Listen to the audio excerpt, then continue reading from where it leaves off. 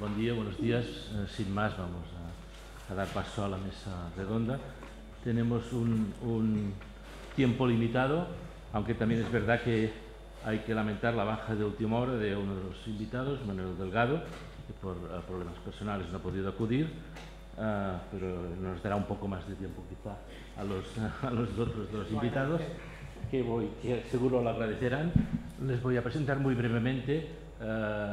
Lo que yo no diga pueden preguntárselo al señor Google o a la señora Wikipedia, o sea que no hay problema. A mi izquierda, Borja de Riquer, catedrático de Historia Contemporánea de la Universidad Autónoma de Barcelona. Es uno de los grandes especialistas en Historia Contemporánea de Cataluña del 19, del 20, con estudios que no voy a detallar sobre burguesía y nacionalismo. En los últimos años muy focalizado en la figura indispensable de Cambó, pero es también una persona con una preocupación no solo diría académica, sino incluso personal, cívica, en cuestiones de memoria histórica. Antes lo mencionaba el director del Memorial, forma parte del Consejo Asesor del Memorial Democrático en Cataluña y en fin, ha hecho muchas intervenciones en este sentido. Recuerdo, para citar un ejemplo reciente, un artículo en l'Avenç muy interesante sobre la memoria del General Prim, cuyo monumento en la Ciutadella fue derribado por juventudes de la FAI, juventudes anarquistas, en plena guerra civil, a 70 años del conflicto no resuelto, como un ejemplo de memoria histórica. A mi derecha tengo a María Dolors Millat. Ella es escritora, se licenció en Historia Antigua por la Universidad de Barcelona y luego en Canadá entró en contacto con los talleres de escritura creativa, que ha sido, digamos, su campo de especialización. Fundó l'Aula de Lletres en el 93, que luego dio a la Escuela de Escritura del Ateneu, que es una institución que funciona, digamos, de forma importante con mucha gente que quiere aprender las técnicas de escritura. Luego también hizo una experiencia similar en La Mancha y como autora, aparte de un libro que se publicó hace un par de años, Kirat Mig, ha publicado recientemente un libro que creo que más que justifica su presencia aquí, que es Terra Inhóspita, no sé si es una ucronía o una distopía, ya lo precisarás, centrada en Barcelona en el 2048, publicada por Periscopi el año pasado. Bien, aparte de tirar el agua, me disculpo, una intervención rápida.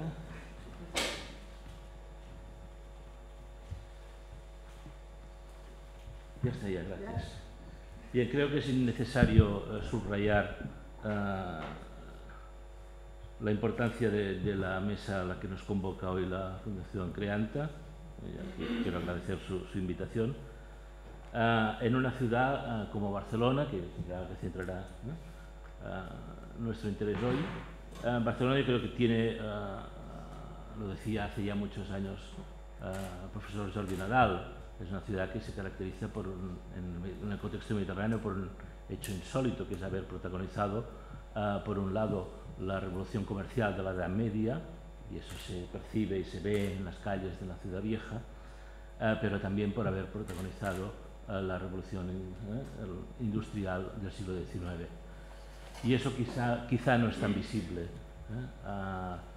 La Barcelona del Paseo de Gracia, el esplendor modernista de la ciudad, no se entiende, no se puede explicar sin la existencia de una ciudad industrial, sin la existencia de un patio, de un backyard, de un patio trasero, situado sobre todo en el Poblenou y en el distrito industrial de Sant Martí en general,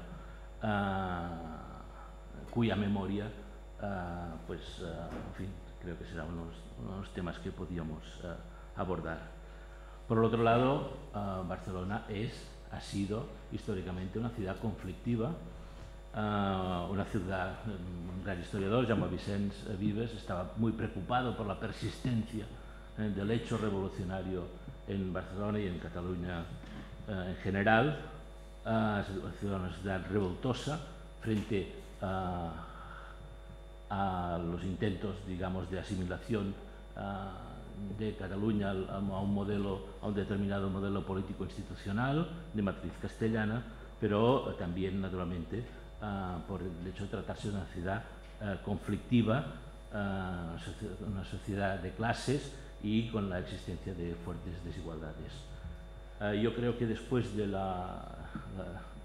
naturalmente el franquismo trató de borrar todo signo de esa ciudad conflictiva, y luego con los gobiernos democráticos que en la ciudad empiezan en el 79, yo creo que ha habido una voluntad para nada despreciable de construir un consenso, pero yo creo que eso ha ido también en detrimento de la manera de asumir ese pasado conflictivo de la ciudad. Esa que quizás podría ser el punto de partida. Damos primero paso a José. Buenos días, muchas gracias a la Cátedra Barcelona Medellín por haberme convidado a esta redonda. Dado el tiempo que estamos, intentaré ser muy breve, casi telegráfico. Verán que primero haré algunas obviedades, después algunas reflexiones sobre lo que a mí me sugiere la política de memoria en la ciudad de Barcelona, y finalmente lanzaré una lluvia de ideas sobre cuestiones que yo creo polémicas o interesantes, o sobre todo olvidos en las políticas de memorias de Barcelona. Algunas obviedades. Las políticas de memoria responden a la ideología de sus promotores. Implican unos mensajes con la pretensión de ofrecer una determinada visión de la sociedad y de la memoria. Evidentemente, los promotores pueden ser diversos. Normalmente han sido hasta ahora, casi ahora, las entidades públicas, los ayuntamientos, pero también hay la esfera semipública, las entidades pueden ser promotoras, y en algunos casos también ha habido iniciativas populares que han rescatado o impuesto una memoria de personajes o de hechos. Lo que pasa que, desgraciadamente, estas iniciativas populares han sido puntuales, efímeras. Política de memoria, no nos engañemos, implica apropiación del pasado.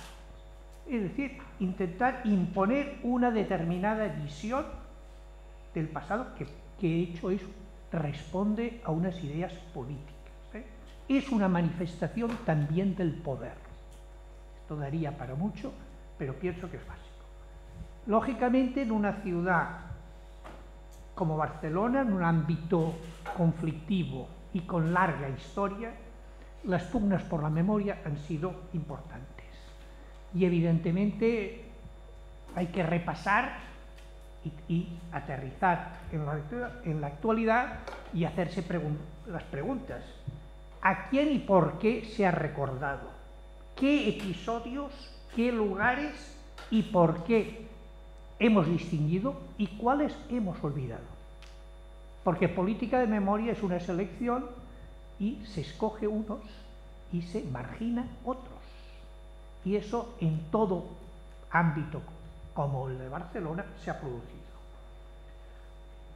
Supongo que muchos de ustedes se acordarán del excelente libro de Stéphane Michonneau, Memoria e Identidad, que es la política de memoria en Barcelona entre 1860 y 1930. Es decir, la Barcelona del desarrollo de finales del XIX y primer tercio del siglo.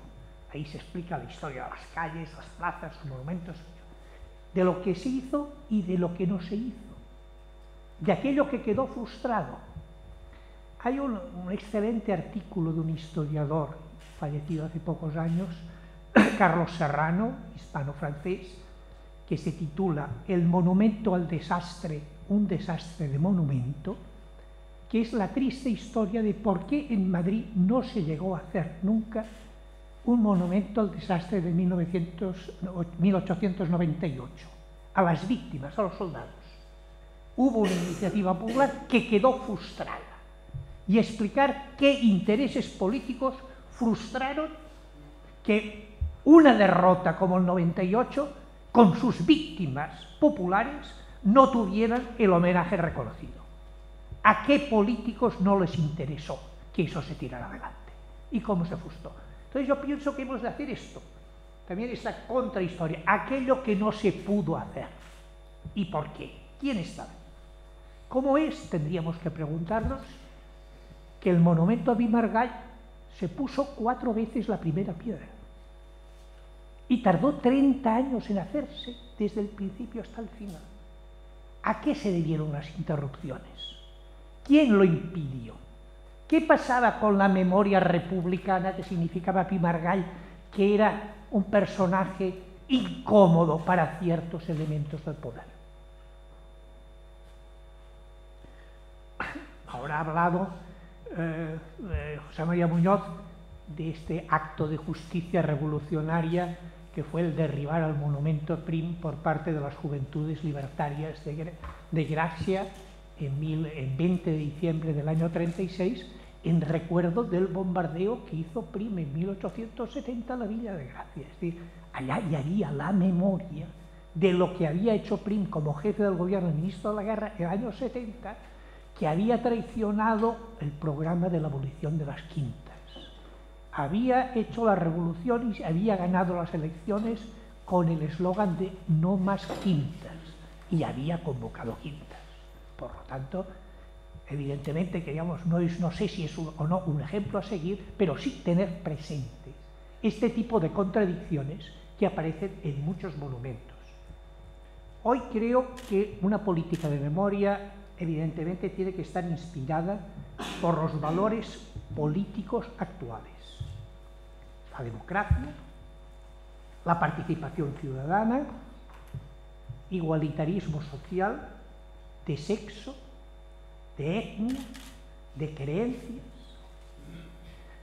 Se tiene que tener más en cuenta a las gentes sin historia y no tanto los personajes célebres. ¿Por qué? Porque lo que tenemos en buena parte ahora es herencia de la selección hecha por una élite burguesa que ha sobredimensionado unos personajes, algunos de los cuales muy discutibles. Es decir, es lógico hoy en día mantener monumentos a defensores y beneficiarios de la esclavitud. Estatuas como la del señor Antonio López o Juan Güell, que militaron en asociaciones antiabolicionistas en un momento que la mayoría de la sociedad estaba por la desaparición de la esclavitud. Es lógico mantener. Yo no soy partidario de derribar muchas cosas, pero como mínimo de cuestionar a quién se ha manejado y por qué.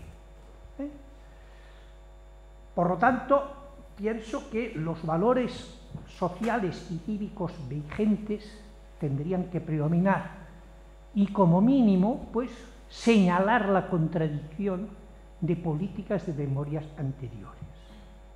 Hoy en día se habría que favorecer que haya promotores de todo tipo, facilitarlo.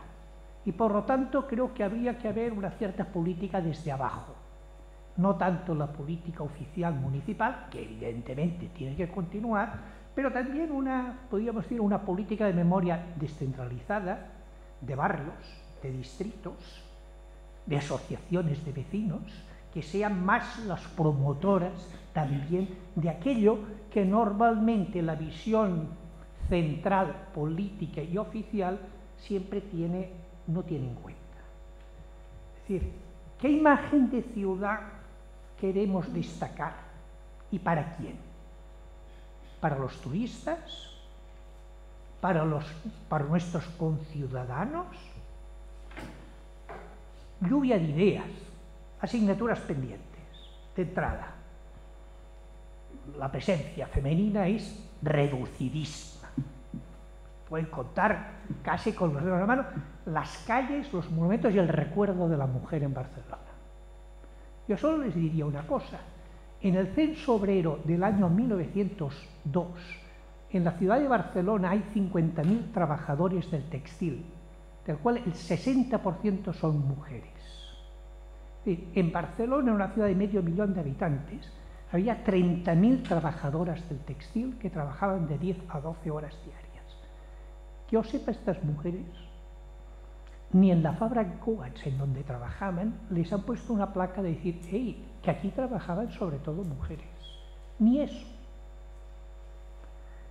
Es decir, hay todo un pasado oculto y ocultado que me parece que debería ser como mínimo cuestionado. Ya sé que en San Adrián del Besós hay un museo de la inmigración, pero Barcelona no tendría que recordar que la inmensa mayoría de sus habitantes han venido de fuera, y algunos de muy lejos. Yo creo que hay diferentes formas de aproximarse a este tema. Ha salido esta mañana el tema de la modelo. ¿Qué hacer con la modelo?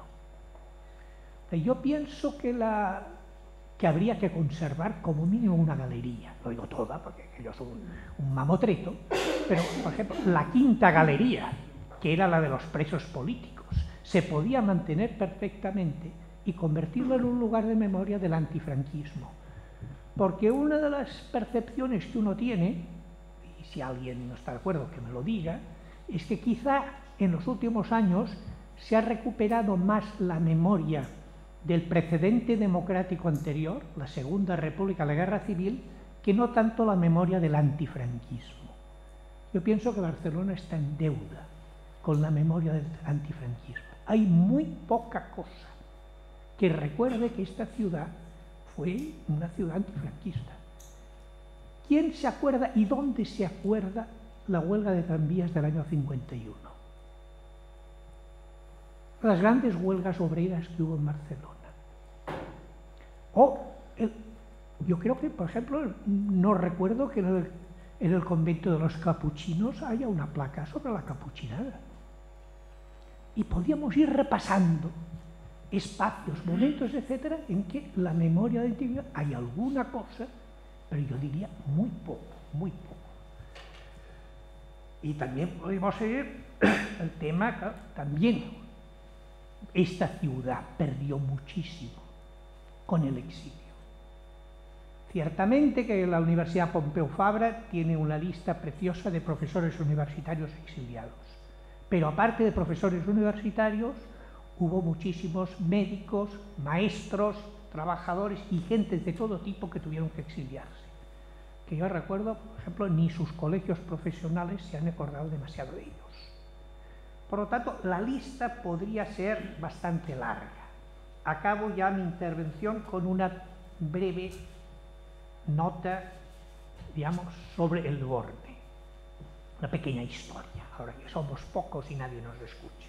Pienso que es importante recordar, primero, que fue Albert García Espuche el que levantó el grito de alarma sobre que en el espacio del borde, que se iba a construir la biblioteca provincial, había aparecido claramente 8.000 metros cuadrados de la ciudad de Barcelona de principios del XVIII. Le hicieron poco caso. Albert García Espuche tuvo la iniciativa, al cual yo ayudé, de montar una comisión de historiadores, Jordi Nadal, Josep Fontana, Albert y yo mismo, que fuimos a ver al alcalde de Barcelona y al presidente de la Generalitat.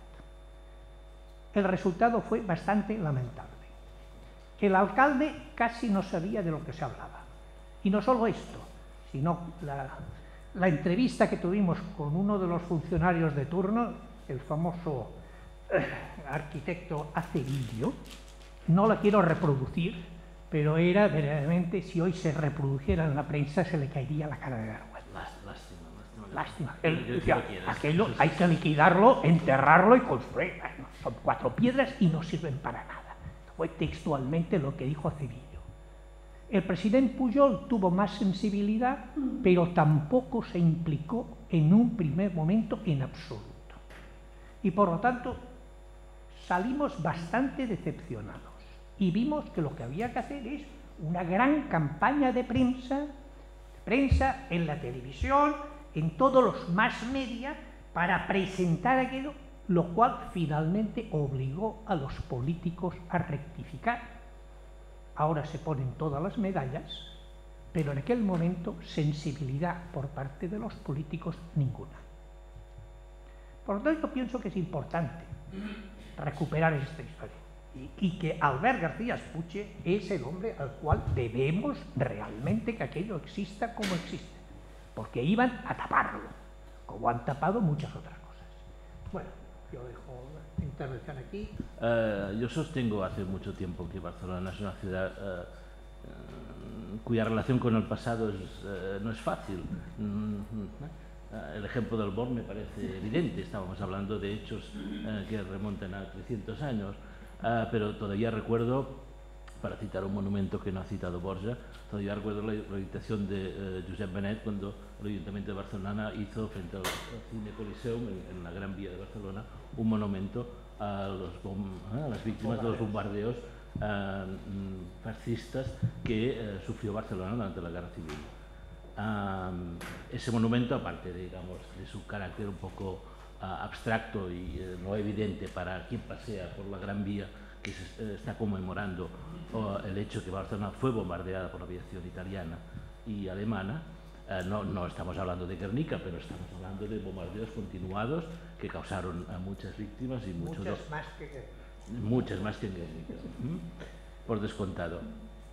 Ese monumento, insisto, situado frente al Cine Coliseum por una bomba que alcanzó un camión con explosivos en marzo del 38, lleva al pie una placa que es la que editó Josep Benet. Josep Benet fue uno de esos activistas culturales y políticos del antifranquismo, y traduzco, dice: a las personas muertas, me parece significativo que hable de las personas por aquello de la corrección política, para no decir hombres, a las personas muertas en los bombardeos fascistas 1937-39 de la Guerra Civil en Barcelona y a todos los pueblos víctimas de otras guerras. Parecía que si Barcelona conmemoraba solo las víctimas, como fue la Guerra Civil, como la memoria de la Guerra Civil, pues quizá no es compartida por todo el mundo, etcétera, etcétera. Es verdad que en un contexto donde Barcelona se había movilizado, estamos hablando de hace 10 años quizá, se había movilizado fuertemente contra las guerras de Irak, hasta el punto que Bush padre habló de que no vamos a cambiar de política porque en Barcelona se manifiesten por la calle. Es verdad que existía ese contexto, pero a Josep Benet, y yo comparto su opinión, siempre le ha parecido irritante que no fuera suficiente motivo el hecho de que Barcelona hubiera sido bombardeada por los amigos de Franco, Hitler y Mussolini, no pareciera motivo suficiente para dedicar ese monumento a las víctimas del 37 y 39. En fin, es el turno de Dolors Millat, a quien agradeceré la misma contundencia y precisión de la que ha hecho gala Borja. En primer lugar, agradecer a la Fundación Creanda que me haya invitado en este día tan interesante, la verdad, porque el tema es interesante. Y, de hecho, mi aportación va a ser una reflexión sobre el papel que juega la literatura en la memoria. Pienso que es un tema que quizás no se va de todo lo que se ha hablado aquí, pero me hace mucha ilusión que me lo hayan pedido porque creo que muchas veces se subestima este valor que puede aportar la literatura. Todos sabemos que la ficción cuenta historias inventadas, por tanto, ¿cómo puede entonces la literatura jugar un papel en la memoria? Pues porque una buena memoria pone las mentiras que cuenta al servicio de una verdad. Es decir, el escritor se vale de una historia inventada para explicar una realidad.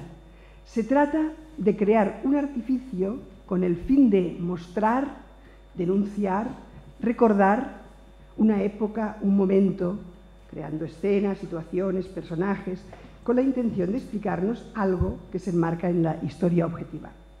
Los epistolarios, los dietarios, la escritura memorialística, los diarios de viaje, recogen el contexto histórico, geográfico, social y cultural del momento en que fueron escritos y guardan la memoria no solo del autor de estos textos, sino también de la comunidad a la cual perteneció. Así pues, la literatura, además de darnos accesos a la interioridad del alma humana, también nos permite conocer lugares y hechos que forman parte de esta trama, de estos personajes, de esta atmósfera. Y no solo a través de la narrativa, también de la poesía. Tenemos un ejemplo, hay muchísimos ejemplos, pero puedo citar los poetas del 27 en el exilio. La emergencia de publicaciones en Barcelona, y ahora nos situaremos en la ciudad que estamos como escenario, ha crecido muchísimo desde la trilogía de Zafón, que se inició con La sombra del viento, al Yo confeso de Jaume Cabré, pasando por las novelas históricas como La catedral del mar, de Ildefonso Falcones, o El Victus, del Sánchez Piñol, sin olvidar los poetas de la Escola de Barcelona, como fueron Gil de Viedma, Barral, Goytisolo. En fin, la ciudad es a menudo un personaje más. Y esta tradición y vivencia del libro en la ciudad de Barcelona han hecho que la ciudad condal sea candidata al programa de ciudades literarias de la UNESCO, que se integra en la red de ciudades creativas. En vano, Barcelona es una ciudad que tiene desde una fiesta fantástica del libro como es Sant Jordi, a una red maravillosa de bibliotecas, a un componente de empresariado editorial muy potente, además de 2 lenguas y de muchísima efecto, tanto evidentemente en Cataluña como es en toda Hispanoamérica. Toda la literatura hispanoamericana se edita aquí, no toda, pero una gran parte de ella, por supuesto. Bueno, como autores, aparte de los que he nombrado más recientes, podemos nombrar a Juan Marsé. Juan Marsé, son muchos los escritores que nos dejan una memoria de Barcelona en una época u otra, pero Juan Marsé, por ejemplo, en El embrujo de Shanghái, donde vemos la posguerra por los barrios del Guinardó, en Últimas tardes con Teresa, donde el personaje, el pijo aparte, se convirtió en paradigma del conflicto de la nueva clase social aparecida tras las primeras oleadas de emigración, los charnegos, y su relación con la efervescente juventud burguesa progre de los 60. Terence Simois, también en su autobiografía El peso de la paja, nos retrata a la Barcelona de su infancia. Vida privada de Josep María de Segarra, con una crónica de la burguesía barcelonesa de la posguerra y su contrapartida social. La plaza del Diamant de Mercè Rodoreda, que hace un repaso a la República, a la Guerra Civil y a la posguerra. No digamos la ciudad de los prodigios de Mendoza, y cómo olvidarnos de Vázquez Montalbán, que reflejó en su serie negra la Barcelona del posfranquismo, a partir del personaje tan entrañable del detective Pepe Carballo, que se movía por el barrio chino, preolímpico, pre-Magba, pre-CSB. Bien, en cualquier caso, el escritor debe tener la capacidad de trasladar al lector a un momento determinado de la historia. Dejar que se pasee por las calles ese lector, que viva las emociones de los personajes, identificándose con ellos, participando de la acción. Entonces el lector puede ser protagonista de esta situación contada y comprendiéndola, la convertirá finalmente la historia en memoria. Dice Vargas Llosa: los fraudes, embaucos y exageraciones de la literatura narrativa sirven para expresar verdades profundas e inquietantes que solo de esta manera sesgada ven la luz. Así pues, una ficción bien documentada y bien escrita explica verdades que escapan al historiador. Si la filosofía ordena el caos a través del conocimiento, la literatura, a través de la ficción, nos explica verdades profundas de la realidad humana y, por tanto, contribuye a perpetuar la memoria histórica más allá de los necesarios datos y cifras. Para que sea historia, y eso nos lo puede argumentar muchísimo mejor Borja de Riquer, debe haber completa objetividad. El historiador se documenta, investiga, averigua, transcribe con rigor, no versiona, al contrario del escritor. Pero también el escritor que quiera versionar un hecho o un personaje histórico tendrá que documentarse a fondo. El novelista no debe hacer nunca historia. Si así lo hiciera, engañaría al lector. Porque el escritor no tiene la objetividad del historiador. Es más, si la tuviera, porque conoce la historia, no debe ejercerla. De lo contrario, ya no estaríamos hablando de ficción. La literatura, además, tiene otro cometido en su compromiso con la memoria histórica, a mi juicio no menos importante, y es que actúa de estímulo para conocer la historia. Una buena novela puede inducir al lector a documentarse sobre una época o unos hechos determinados, porque surge la necesidad de indagar sobre aquello que acaba de leer. Es decir, le induce a beber de la verdad del historiador. Hay muchísimos ejemplos, pero me gustaría citar una novela reciente, Alma, que es del canadiense de origen libanés Wadi Muhammad. Quizá no os suene, pero seguro que recordaréis que hace poco se estrenó en Barcelona la obra de teatro Incendios. Él es el autor de esta obra de teatro. La novela a la cual me refiero se llama Alma, y la verdad es que después de leer esta novela, si alguien no conoce bastante bien la matanza de los campos de Sabra y Shatila, no tiene más remedio que correr a documentarse. Sin embargo, la novela no cuenta apenas nada de los campos de Sabra y Shatila. Pero la historia, esa historia de la matanza, está latente en todo el relato, absolutamente camuflada, hasta que nos estalla en la cara. El autor crea en la novela todo un artificio y, sin ser ese el tema central de la novela, nos lleva de cabeza a él y nos lo instala para siempre en la memoria. Por tanto, y para terminar, desde mi punto de vista, la literatura aporta su grano de arena a la memoria de todos los tiempos, no solo porque impacta en mayor grado que la historia desnuda al ciudadano no especializado, sino porque una ficción bien documentada y bien escrita muestra o encarna la subjetividad de una época. Dolors, no sé si lo han visto desde aquí, pero cuando hablaba de la verdad literaria y la verdad histórica ha lanzado una mirada provocativa hacia Borges de Riquet, que me temo que no tendrá más remedio que... en todo caso, es verdad que no solo los historiadores, sobre todo el público, digamos, pues los estudiantes, los lectores, van a saber mucho más o van a tener una percepción de la Primera Guerra Mundial, por hablar de un hecho que conmemoramos ahora el centenario, a través de libros como El miedo de Gabriel Chevalier o de Un año en el altiplano de Emilio Lussu, o por no hablar del clásico de Remarque, que a través de los propios libros de historia. Esa relación entre memoria e historia nos llevaría muy lejos, quizá demasiado lejos para hoy, pero sí que, digamos, para centrarlo en el caso de Barcelona, quizá tenemos la impresión de que hay un cierto boom de novela histórica, de recrear el pasado de Barcelona, pero a veces parece muy destinado a un cierto consumo incluso turístico. Se organizan rutas que siguen los escenarios de las novelas, como ocurre en el caso de la novela de Falcones que citabas, etc. En fin, todo contribuye, digamos, a la recuperación de la memoria y todo el mundo es bienvenido, creo.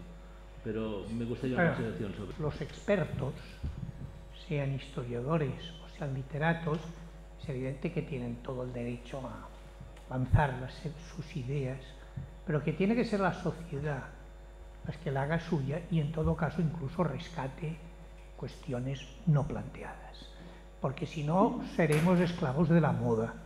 Se pone de moda que hay que ir por ciertas zonas porque tal novela lo ha planteado, y eso, que puede estar bien, no lo niego, quizá es excesivo respecto a lo que se queda olvidado.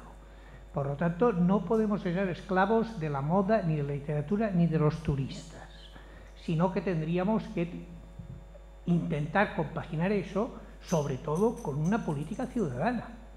Y cuando hablo de ciudadano, digo a la gente de abajo de pie, y no tanto mirar una política centrada, municipal, para entendernos, sino, yo vuelvo a decir, de barrios, de distritos y de sectores que se consideren que no están representados en lo que han sido hasta ahora las políticas públicas de memoria.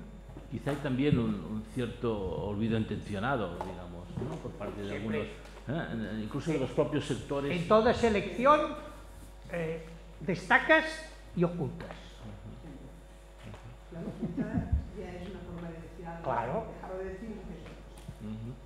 El pasado industrial de Barcelona, por ejemplo, ¿no? En el caso de la Olímpica, pues se arrasó un distrito industrial. Se salvaron 3 chimeneas y poca cosa más, pero... aisladas absolutamente de su contexto, no permiten las chimeneas imaginar lo que era el recinto fabril, que se podría haber aprovechado, como se ha hecho en tantas ciudades europeas, para hacer vivienda o lo que fuera. Pero yo también mi impresión es que en ese momento no existía tampoco lo que subrayaba Borja, ¿no?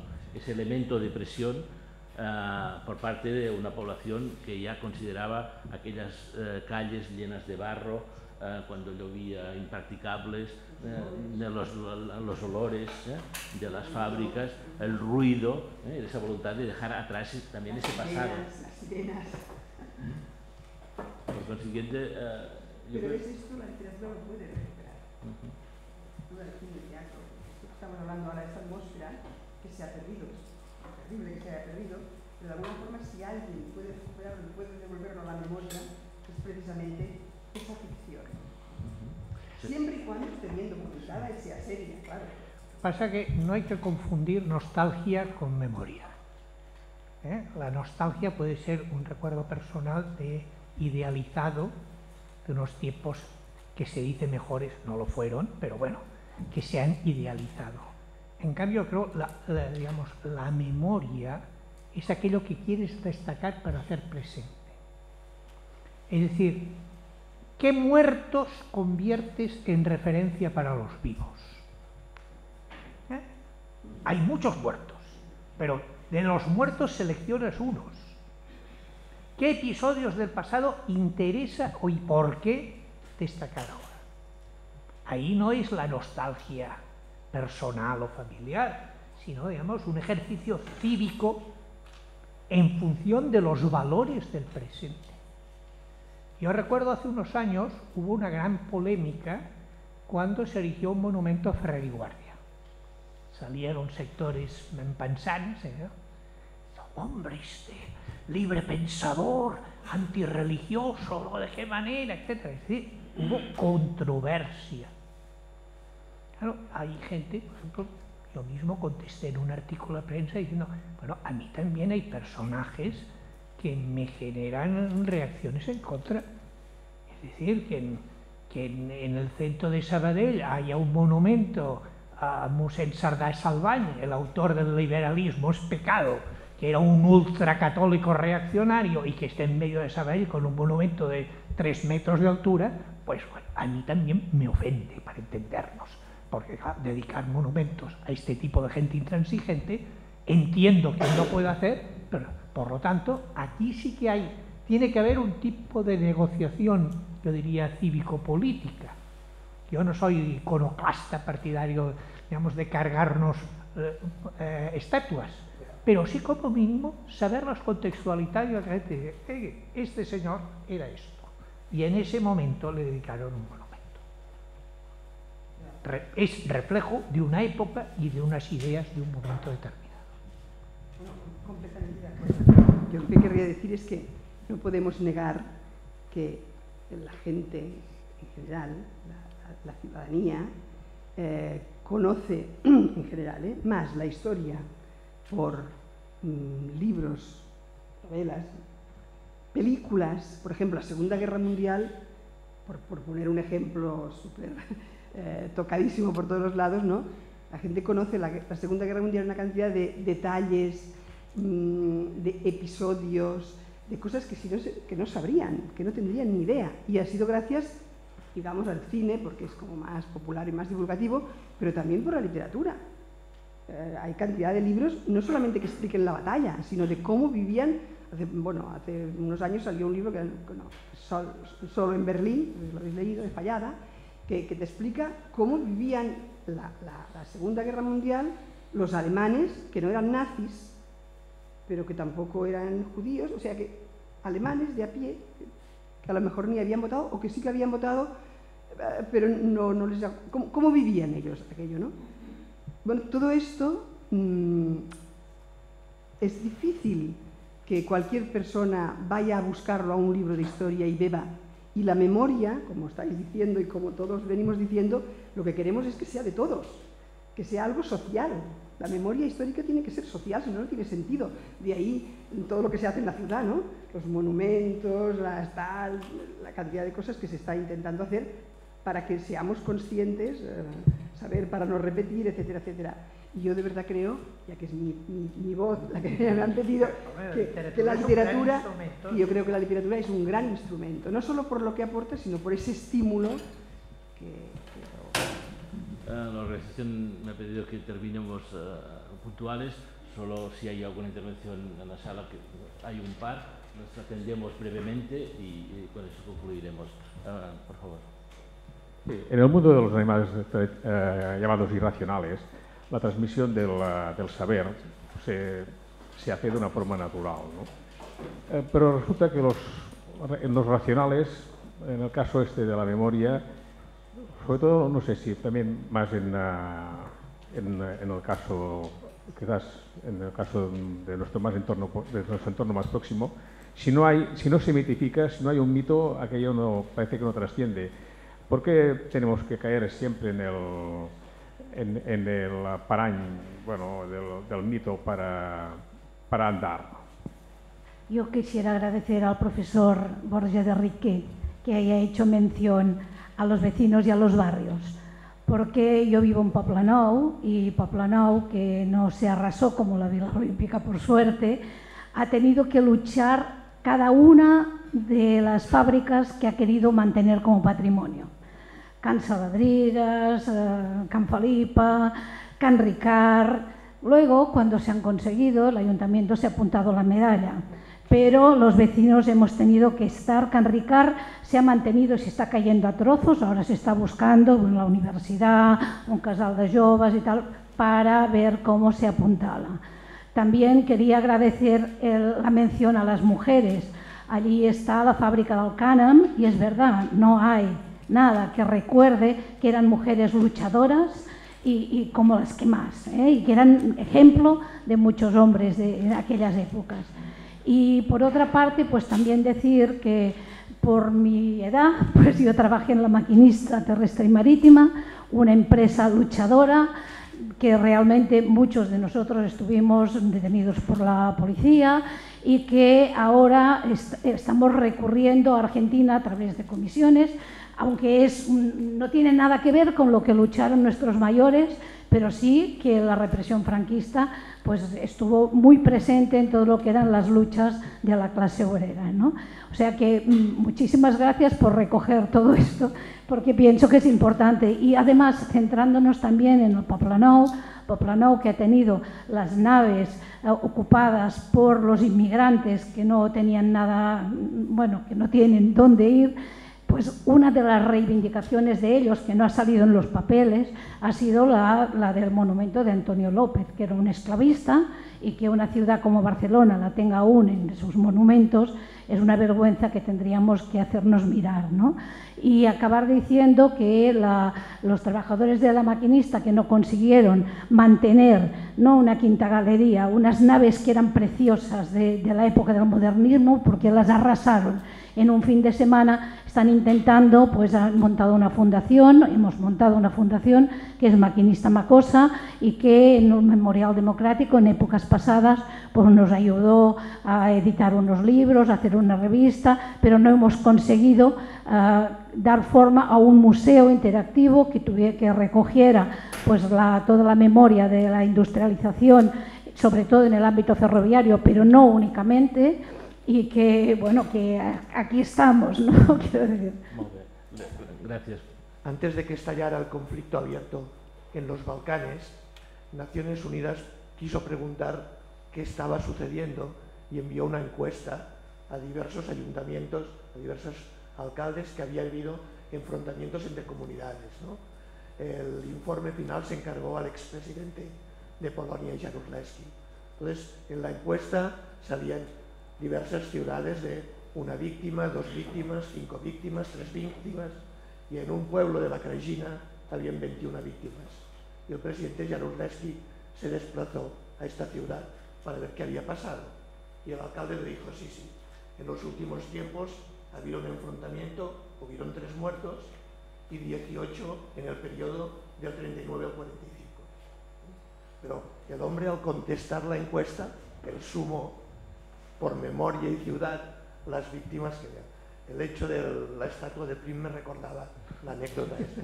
Años más tarde aún suman las víctimas.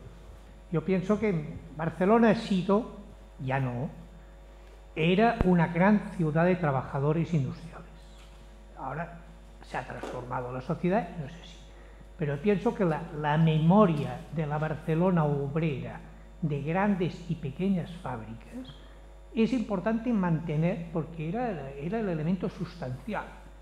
Estamos demasiado acostumbrados a vender la imagen de la Barcelona burguesa de l'Eixample, cuando la inmensa mayoría de la Barcelona era la Barcelona de los trabajadores de los barrios de la periferia. Entonces, que casi no quede nada de recuerdo de la España industrial de Sants. 3.000 mujeres trabajaban allá. Prácticamente no queda memoria, que yo sepa. Can Fabra han mantenido, pero tendría que tener más vida. Macosa, de la Pegaso que hay, simplemente un parque se llama Pegaso, pero que allí hubo primero la hispano-suiza y después la Pegaso, tampoco. Yo no sé hasta qué punto no sería importante que se coordinaran iniciativas sobre la defensa del patrimonio industrial obrero barcelonés. Y de esta manera quizás se tendría más fuerza a la hora de exigir una cierta atención por las administraciones. Mientras se vaya cada uno por separado, diría yo, se tendrá menos influencia que si se va conjunta. Yo supongo que, evidentemente, en la memoria colectiva de Sants queda presente que la inmensa mayoría de las abuelas de Sants habían trabajado en la España industrial. Y en Sant Andreu se mantiene esta imagen y en el Poblenou se mantiene la imagen de donde trabajaban las abuelas y los abuelos. Pues es importante quizá intentar coordinar estas iniciativas, pienso yo.